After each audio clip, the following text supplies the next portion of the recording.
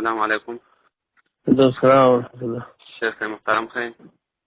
سلام. څو خبرې کوئ؟ خیریت دی. زه خو اکرام خبرې کوم مردان نه. ها؟ اکرام خبرې کوم مردان نه. ها. تاسو ښه شیخ صاحب؟ خیر دی الحمدلله. تاسو ښه؟ مصروف خو نه یې؟ نه نه. نو خیریت دی. خیر دی الحمدلله. تاسو نمبر مې دغه نه واخیستی محمد صاحب نه. ها.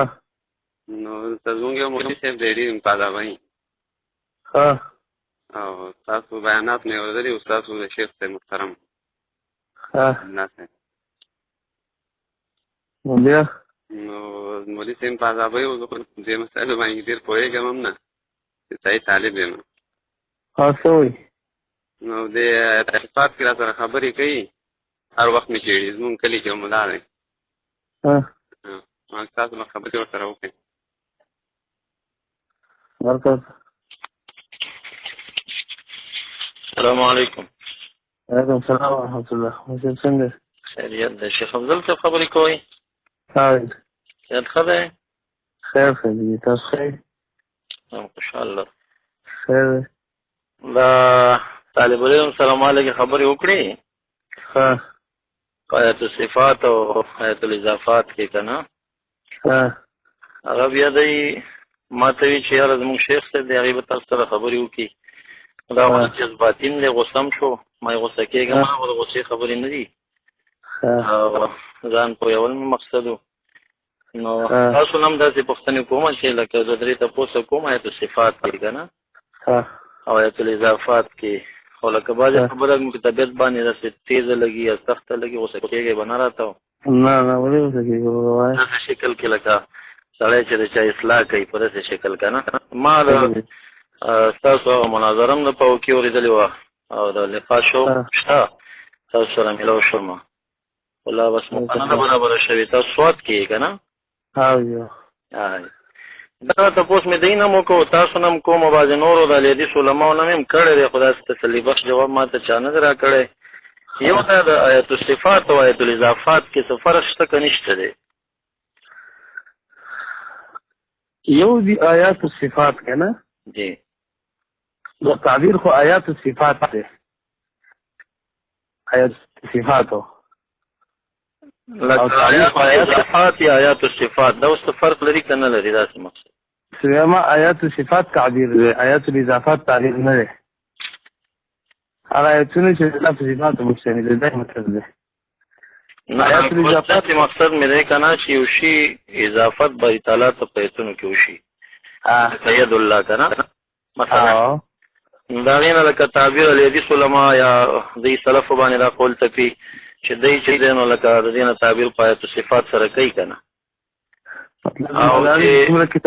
څومره کتابونه داخلي دي که نه جی تعبیر داسې کېږي چې آیات الصفات هغه آیتونه چې مشتمل دي د الله په صفاتو سره. ښه نه مقصد مې دا دی چې یو شي اضافت باري تعالی ته وشي که نه دې لغوي اطلاق باندې دې ته آیت الاضافات به نه ویلی کېږي.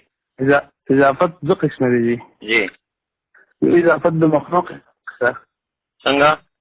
یو اضافت د مخلوق خالق ته. ښه. لکه مثلا د بیت الله او د ناقة الله اضافت شو. ښه. صحیح شو؟ جی. نو که موږ وایو چې آیات الاضافات ته جی اضافت خو ډېرو څیزونو الله ته شوی دی. کله کله اضافت د مخلوق خالق ته هم کېږي او اضافت د صفت موصوف ته هم کېږي. خو کوم صفتونه کې چې د الله صفات بیان شوي د هغې تعبیر داسې کېږي چې آیات بهرحال تعبیر به یې څه کوو خو هغه آیتونه چې مشتمل دي د الله په صفاتو. اوس په دې کې ستاسو څه ملاحظه شته؟ زما دا مقصد دی لکه اوس داسې چې نفخت فیه من روحک که نه مثلا دې ته اوس مونږ آیت الاضافت وایو که آیت الصفت ورته وایو؟ څه ورته وایو؟ نفخت فیه من روحک ونفخت فیه من روحک مثلا حدیث ټوکړه ده که نه حاکم مستدرک ذکر کوي. اوس دا اضافت د دې روح چې باري تعالی ته وشو نو مونږ څه وایو چې خدای تعالی یو صفت دی چې روح دی که نه دا اضافت واخلو تشریفي څه شی واخلو؟ دې نه څه تعبیر ویې ده که نه اضافت دوه قسمه دی. یو اضافت د مخلوق دی خالق دی. روح خو بل امر دی. قل الروح من امر ربي. او یو اضافت د صفت دی موصوف ته. کوم قرآن کې چې کوم آیتونه بیانوي لا تبارک الذي بيده الملک یا لما خلقت دسی والا یا رحمان العرش استوا یا یوم یکشف عن ساق درت آیات صفات لګي هغه کلم چې د الله په صفاتو مشتمل دي. دې ترازی چې د الله دغه صفات ذکر دي ته به تعویل منې کنه منې نه به تعویل خو لکه مقصد یو خو د تفویض دی کنه هغه خو د سلف رايه دا یو تعویل یو مؤولین دي. تفویض خدان ته مسله دا یو خدای سي چې لکه اوس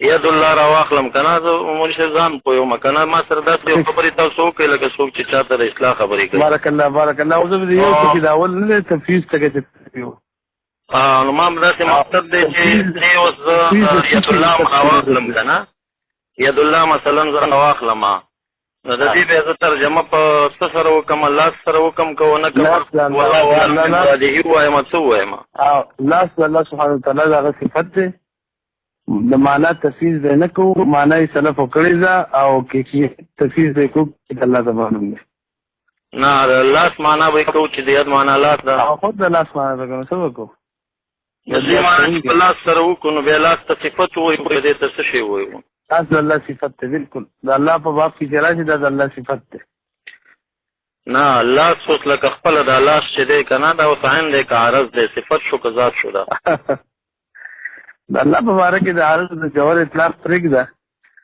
او د الله صفت دی او زموږ په ایمان به څنګه چې الله ځان ته نسبت کړي همدغه شان د ایمان لرو معنا به یې کوو کیفیت به الله تعالی کوو.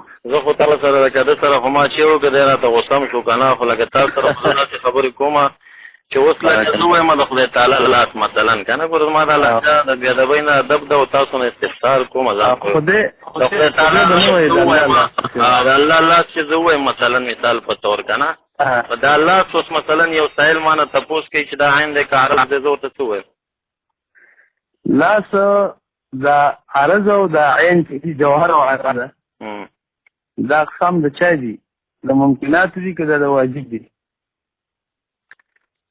دا شی موجود باندې اطلاق کیږي او اطلاق موجود خو په خالص کیږي شي کنه مې څه منطقي اصطلاحات وې کنه نو عرض او جوهر د اقسام د چا دي د واجب دي که د ممکن نه د ممکن نه دا شی موجود دي کنه لکه شی چې موجود وي باندې اطلاق د ذات او د صفت دی کنه عرض او جوهر چې دي نو د اقسام د ممکنات دي. الله سبحانه وتعالی ممکن نه دی الله واجب وجود دی.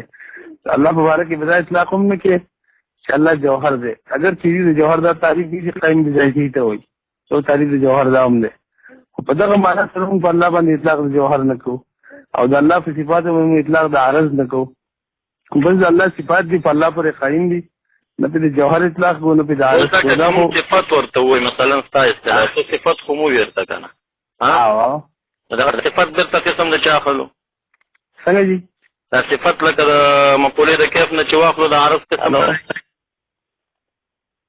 هلو आवाज راځي आवाज راځي دا صفت په خپل وساین د عرض د دې کې موږ څه وایو چې دا وس عرض شو کدا عین شو هلو आवाज راځي